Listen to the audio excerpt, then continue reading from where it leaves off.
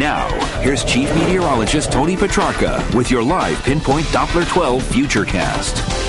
All right, a lot of weather to cover next 24 hours. Let's get started now. First with live Pinpoint Doppler 12 radar. And good news for now, no precipitation to be found locally and nothing really on the horizon yet.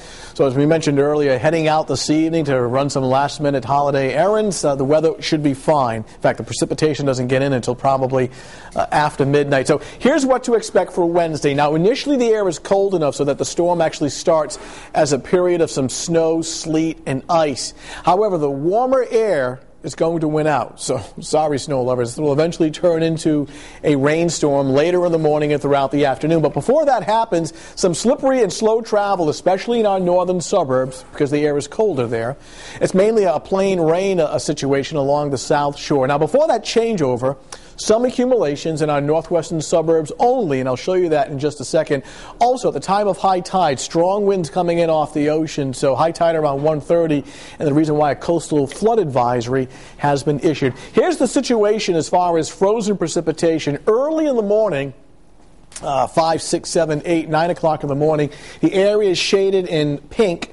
Wet snow, sleet, and some freezing rain. But even up here, it will change to plain rain. Then meanwhile, southern suburbs, it'll be mostly a rain situation. The wind will be strong. There's a wind advisory for the areas in light blue, gusts to 40. A high wind, actually watch, not warning, but a high wind watch for Cape Cod and the islands for wind gusts perhaps over 50 miles per hour. But the wind direction like this out of the east and southeast coincides with high tide at around 1:30, and why a coastal flood advisory has been issued, as there may be some minor to moderate coastal flooding along the south shore a couple of hours before and after the high tide. We'll keep an eye on that for you. Meanwhile, downtown Providence, it's nice and quiet. 37 with a light westerly breeze at 3. Temperatures now in most spots are in the low to mid 30s, though Worcester's cooled, actually Taunton's cooled off to 29. So initially late tonight, early tomorrow morning, the air is cold enough to support snow, but then the warm-up will take over later on. So here's the leading edge of the precipitation. It's still back towards Pittsburgh, Pennsylvania, so still several hundred miles away from southern New England.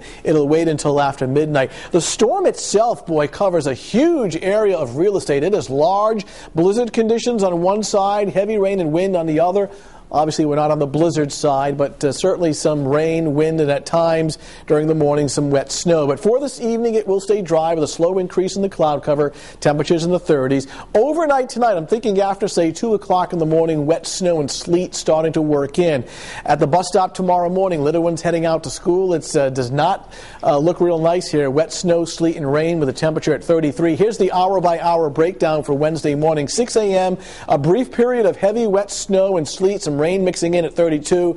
By mid to late morning, the rain starts to take over. Temperatures rising above freezing, the wind starting to pick up.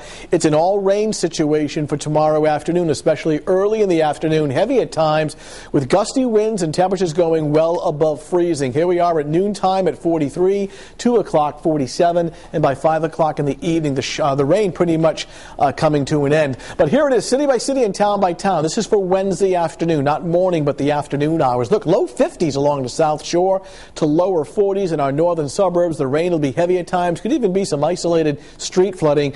And again, the strongest winds along the south shore for tomorrow morning and tomorrow afternoon. How much snow before the change over to rain? Well, fortunately, the warmer air taking over. Well, fortunately, if you don't like snow, so that the warm air takes over, it prevents a major snowfall. So we're thinking a coating to 1 inch in this blue strip right in here.